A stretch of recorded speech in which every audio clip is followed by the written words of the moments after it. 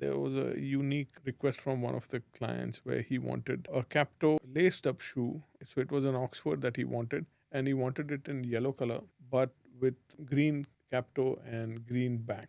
So it's a yellow shoe all over. The toe was green and the back was also green, and in the middle it was yellow.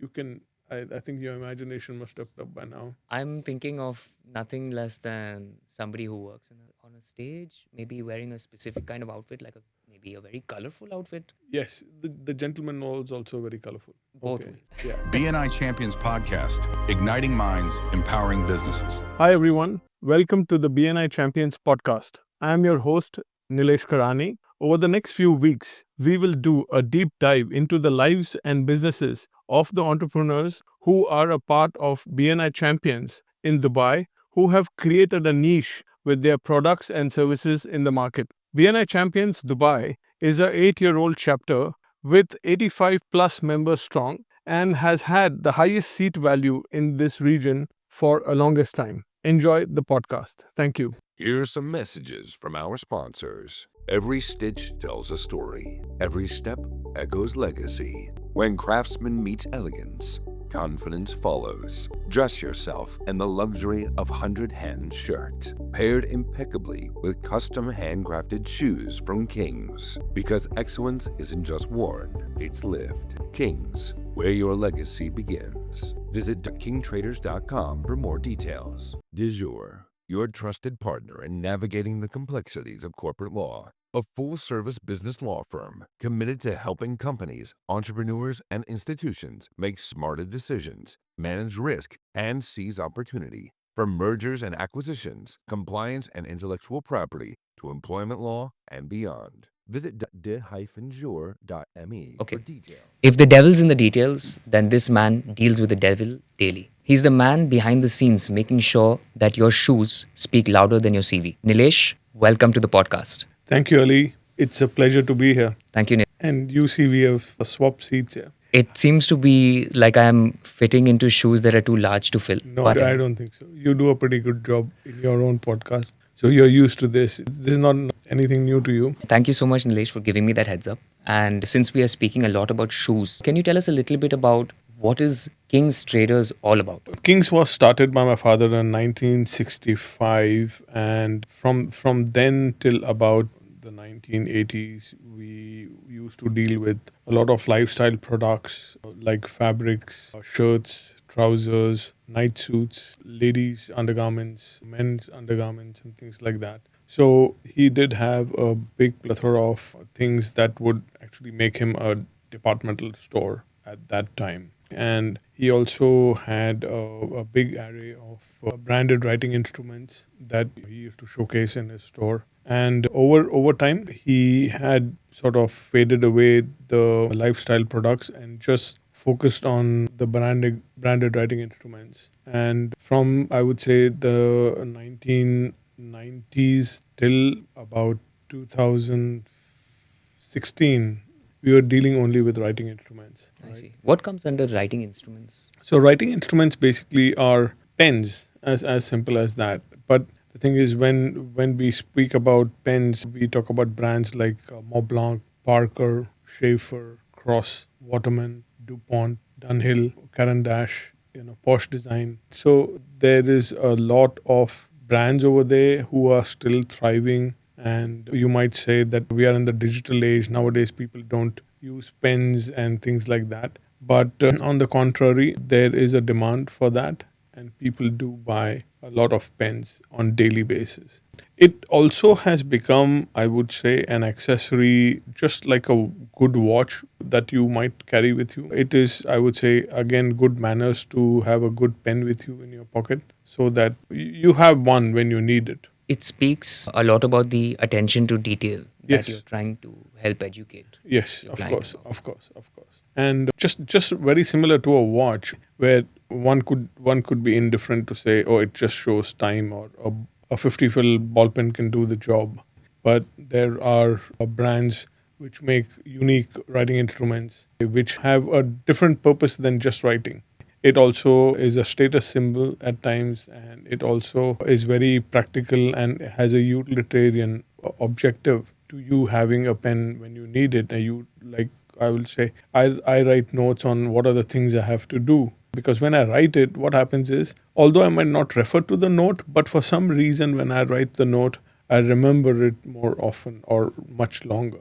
And it's a fascinating thing. In fact, when you go to hotels and you're at the conference rooms, they don't give you iPads to write on. Correct. Right? They give you paper and pen. Pen. And not even pen, pencil, because they're trying to keep it to a sort of cost. So when you're there in that situation and you bring out a nice, crisp Monte Grappa, Mont Blanc fountain pen that you cherish since so many years, your father had handed down to your grandfather. Correct.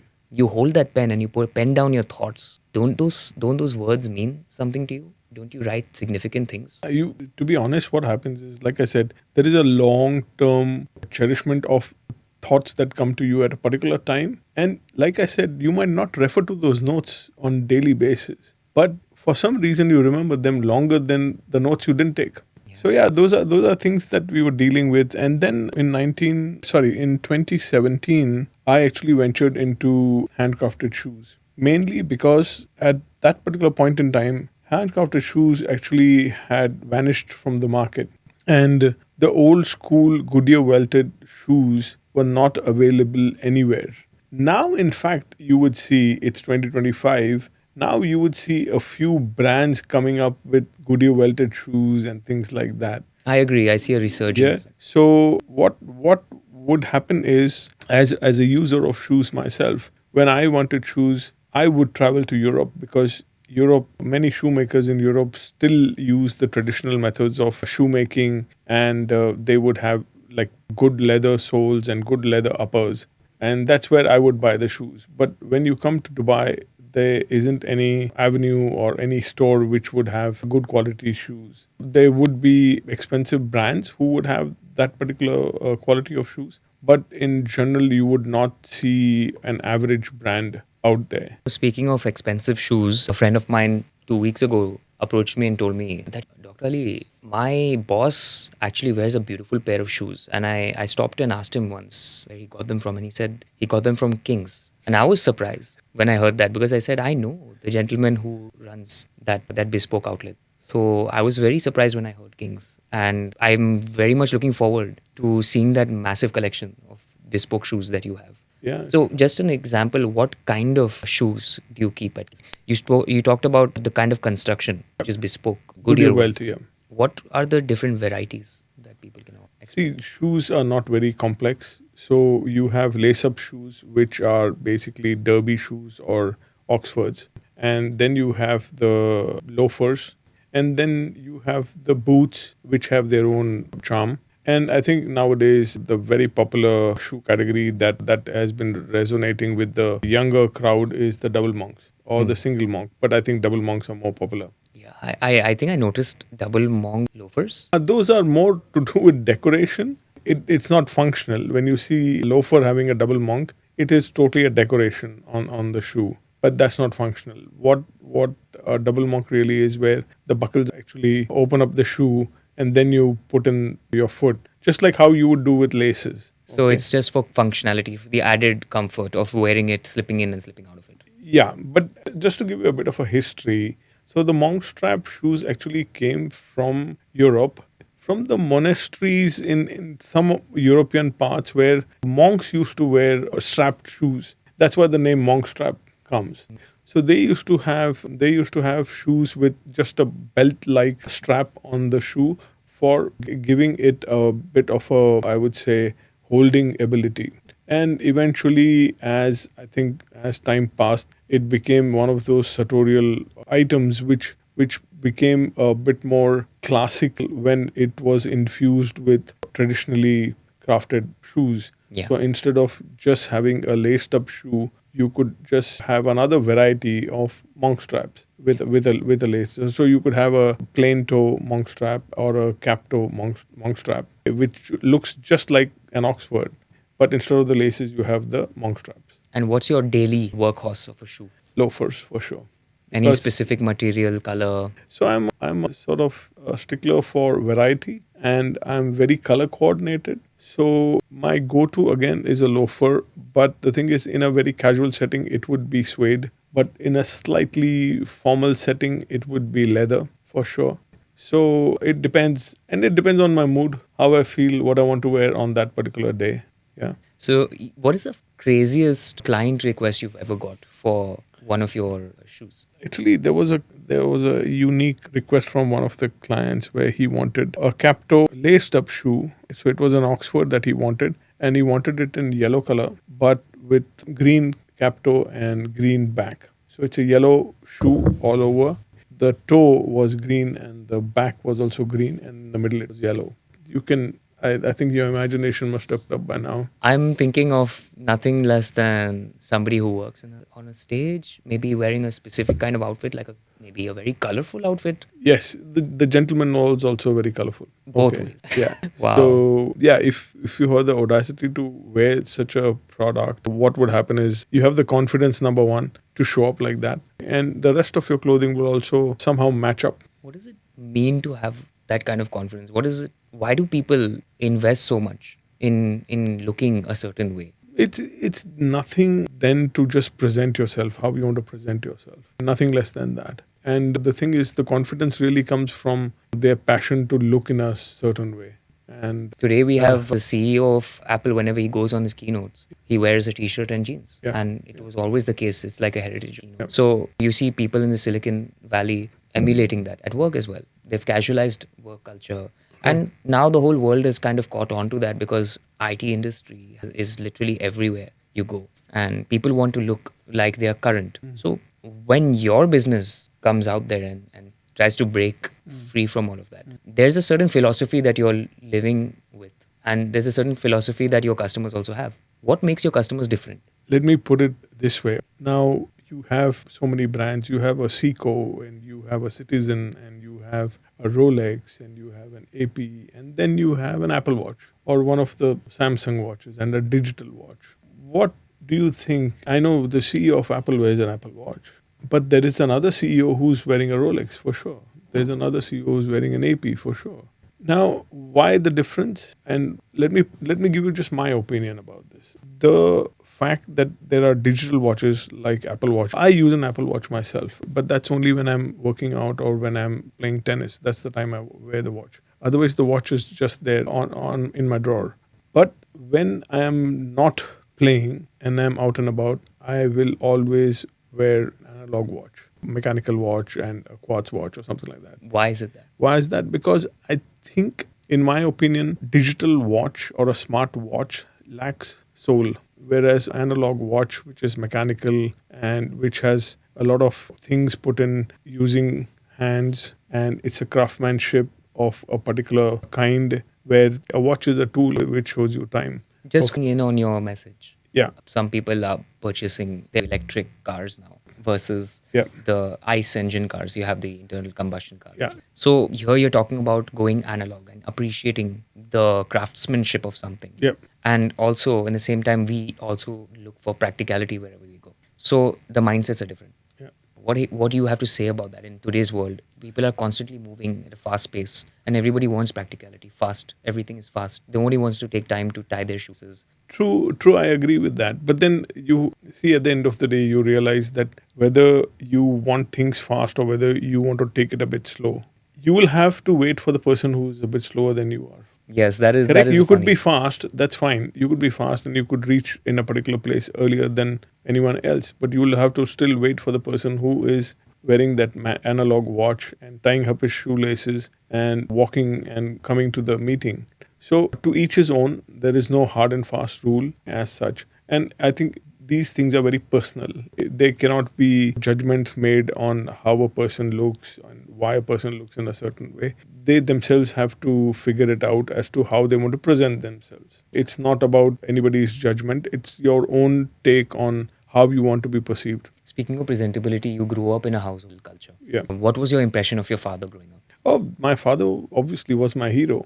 And I thought he would just transform into, just like how Superman would change and come out. For me, Dad used to be like that. So Dad, on daily basis, he used to obviously wear office clothing and things like that. Generally, just a shirt and a trouser and good shoes all the time. But yes, when he had to go out and present himself in a party or somewhere where he had to meet other people and things like that, at that time his suits would come out, his beautiful ties would come out, his cufflinks would come out, his Rolex would come out. Because again, that's the kind of impression that they grew up, sort of growing up making those kind of choices. And again, when it was my turn, when I was growing up, I obviously saw my dad, and that was a natural influence. And for me to wear shoes in a particular way, because I used to wear leather sole shoes, it all came from my dad. Although the trends were going in a different direction at that point in time, I'm talking about the early 2000s and things like that. People are wearing rubber sole shoes. Even now, people are wearing rubber sole. Rubber sole has become so fashionable nowadays. Yeah. However, the thing is now, me being old school, you can call it, I would still prefer leather sole shoes, because for some reason that crispness you get from a leather sole shoe, walking in a leather sole shoe, you somehow just don't get it in a rubber sole shoe. Even if you're wearing a very good suit and you're wearing rubber sole shoes, somehow I don't get that confidence. I feel like it's like a formal shoe that's trying to impersonate a sports shoe. And Yeah. I think that crossover has taken place, and people are now sporting a lot of sneakers on suits and things like that. Which is also, to be honest, because I would say in the fast-paced world, if you are wearing a linen cotton suit, it's for you to wear sneakers. But if you are formally dressed, then a sneaker looks a bit out of place. So yeah, there are, I think, some subtle rules that if you could abide by, it's for you to break the rules. yeah, what is your litmus test for quality in shoes when you go outside your shop to see shoes? I would generally see the sole. Just check the sole. Just bend the shoe a little bit to see how flexible it is. That's all. I don't do. And of course, you can feel the leather. It's more about feeling than looks. So yeah, you feel the leather and figure it all out. And What are the advantages of having a Goodyear Welt? Goodyear Welt, number one, it is going to last you longer. That is one major one. It has a different construction. That's why a Goodyear Welt shoe has a different shape, in the sense, not that it is a very apparent shape that is different. The shape could be the same, like a Blake stitch. However, due to the construction, there are a little less bend on the vamp, which results in a slightly lesser crease on the shoe. And the biggest advantage of a Goodyear Welt shoe is that when the sole actually gets worn out, you can take it back to a cobbler who can remove the sole and attach a new sole to the shoe. That's an interesting concept. Imagine wearing shoes for more than 20 years. Yeah. I think you have a pair. I haven't resold them, but I do have a pair which is 35 years old. Wow, man. That is a crazy thing. I wish I could also keep my shoes for that long. I aspire to have Goodyear Welt in that case, because then that way I don't have to worry about disposing my apparels Yeah. on a frequent basis. And every time I look at them, I would have that appreciation that it's a very high quality product. Correct. And Yeah. and like I said earlier, that you're not buying shoes, you are investing in quality. And if you look at it that way, you'll keep your shoes clean, you'll keep your wardrobe clean, your shirts will be not thrown once. So once you've worn it, you keep it in a hanger and let them air dry. Don't throw them, just crumple it up and throw it in the corner and wait for it to get washed over maybe a week's time or something like that. Don't crumple shirts and keep them. Just keep them in hangers, let them air dry. Even if it has to go for a wash, let it be picked up from the hanger rather than to crumple it and just throw it. That's an interesting thing. Is there a reason why you say that? Yeah, I say it because number one, shirts, for example, are handmade or they are stitched. So there is a certain structure that's on the shirt, which actually would get spoiled because you've just rolled it up and thrown it. Because it's stitched and it has got fabric in it. Eventually, what's going to happen is the fabric will loosen up as you crumple it and keep it. And you will realize it much later, because these things are not very evident on your face. You will realize it much later that the shirt has lost its shape. It has lost its charm as you have washed it quite often. But if you maintain these small practices, these products will last you for a long time. So, along with shoes, you're now speaking about shirts. Yes. What is this whole specialization that you're talking about? So currently we have an offering for a shirt brand called 100 Hands. It's an Amsterdam-based company who manufactures handcrafted shirts in India. And 100 Hands is amongst the top 5 shirt makers in the world. I'm assuming they would come with a very hefty price tag as well. Yes, currently they are in the range of 1,200 to about 5,000 dirhams. Wow. Do people buy shirts that expensive? People who know, and they are to dish out that kind of investment. And so it's like, let me put it this way: people in power positions, people in positions of leadership are the ones who actually go for this kind of a product. Okay? What comes first? The position of the person or the value for the product? So that's a tricky one, because I'll tell you what happens is there are people who are very passionate about quality. So regardless of their position, they would still go in for quality. But then there are some people who demand quality once they are in the position. So sometimes, because of the affordability part of it, the particular desire comes later. And to some, it is just passion that they want high quality product, that they go for it. It's an understanding that your clientele is very diverse when it comes to what they're specifically looking for. And I think you cater to. Yeah, so from what I have seen, there are celebrities and there are sports personalities and there are musicians, people who appreciate art, craft. They are the people who literally go for these kind of products. And of course, when you are in that position and you are wearing that kind of quality, you differentiate yourself from the rest of the crowd. And that is the differentiation people are looking for. And if you're sitting with a person who's wearing a 100-hand shirt and he's wearing a jacket on top, he's got something underneath, and it's very apparent, very evident. What's your favorite combination when it comes to an outfit? It's diverse. I'm very versatile. I like colors. I like somehow my color combination is something to do with blue. My wardrobe is quite blue, and so I don't know if there is this inclination for me to by default go for blue. And then I have to deliberately sort of move my hand away to say, stop buying blue. And then you go for a brown. I would go for a brown. Yeah. But I've seen you sport brown quite often, actually. Yeah. It is something, again, which was taught by my dad. My dad used to wear a lot of browns. So he used to have 2 or 3 watches which had a brown strap and things like that. I have come across this, maybe it's an old tale, that you can't wear brown shoes after a specific time of the day. In the evening. So that was, it no longer applies now, but there used to be, I would say, in the 1940s and the 1950s, there was no brown shoe after dark.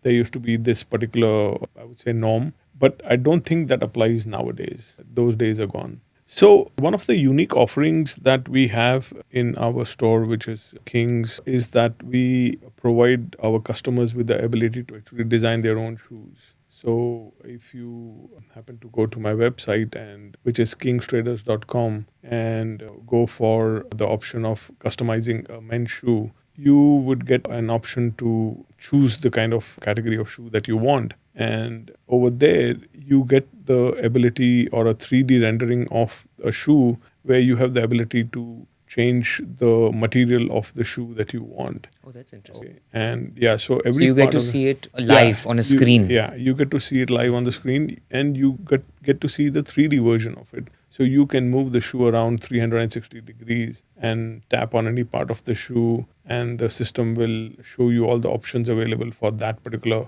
portion of the shoe. Technology is wild, because I thought this technology only existed on car websites when you're trying to customize your cars. Right. But this has now come all the way down to shoes as well.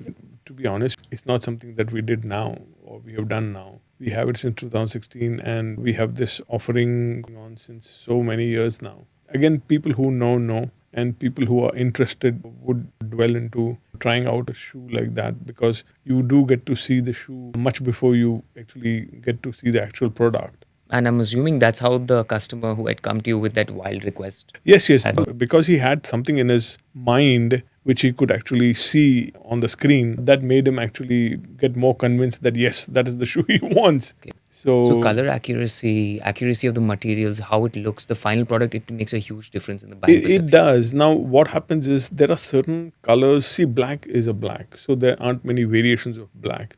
Now, when it comes to colors like blues and browns and the grays and the tans, what happens is you could have a rendering in one particular color and the brightness of the screen and that particular point of time, and lots of other things as to if it is a newer screen, you see different colors. If it's an older screen, you see different colors. So I would say there was a tendency of the colors not to match 100%. That variation would be there due to many factors.